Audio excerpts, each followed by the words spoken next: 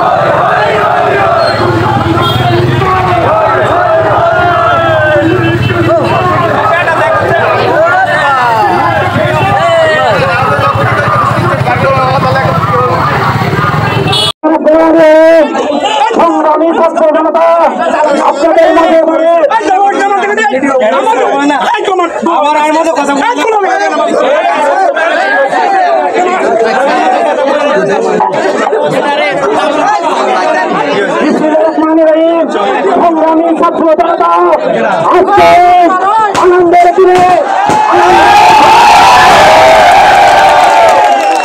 আমরা আজকে এই আনন্দ মিছিল শেষে সংগ্রামী ছাত্র বন্ধুরা আমরা দীর্ঘ 16 বছর নির্যাতন মিছিলের মধ্য দিয়ে 16 বছর অতিবাহিত করেছি।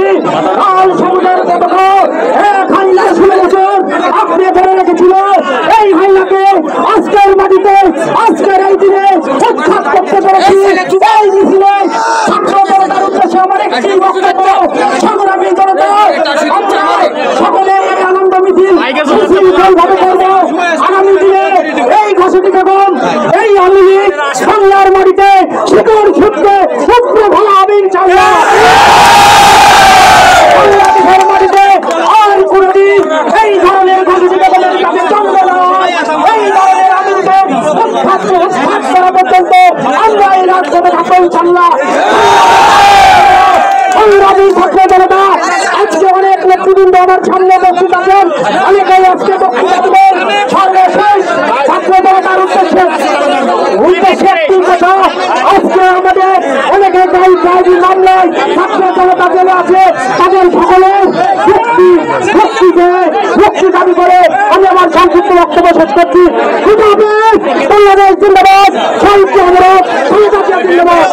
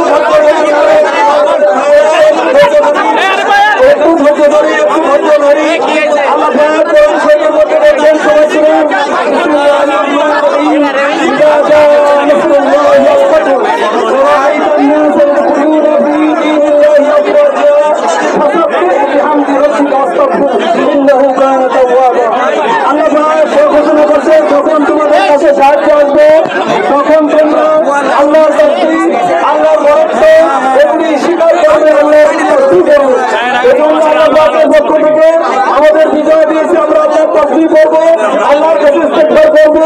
ইন্নাহু কানা তাওয়াবা। এবং রাসূল সাল্লাল্লাহু আলাইহি ওয়াসাল্লাম মক্কার আবু সুফিয়ান রাসূল সাল্লাল্লাহু আলাইহি ওয়াসাল্লামের সবচেয়ে শত্রু ছিলেন। আল্লাহ বললেন আজকে আবু সুফিয়ানকে ক্ষমা করা হয়ে গেল। আবু সুফিয়ান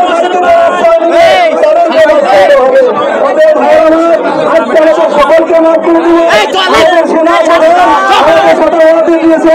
আমরা সকল অবস্থা শান্তি থাকবো। আল্লাহ আমাদের সঙ্গে তৌফিক দান করুন। পর্যায়ে আমাদের মাঝে বক্তব্য রয়েছে মুস্তাফিজুর রহমান, আউযুবিল্লাহি মিনাশ শাইতানির রাজিম, বিসমিল্লাহির রহমানির রহিম।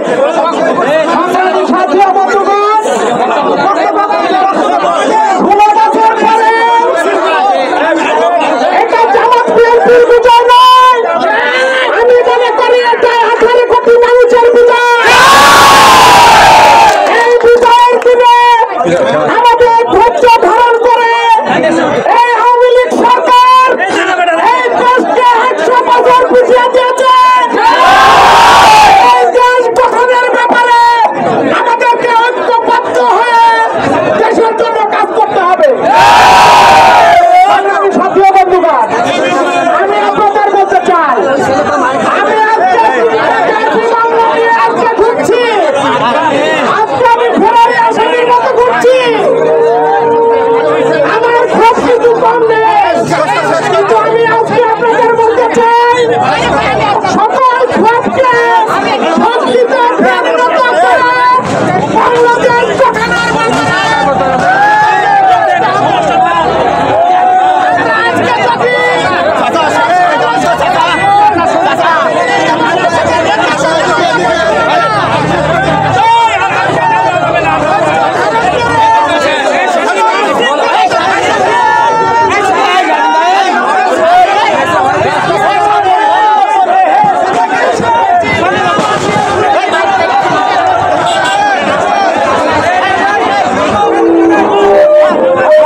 আমাদের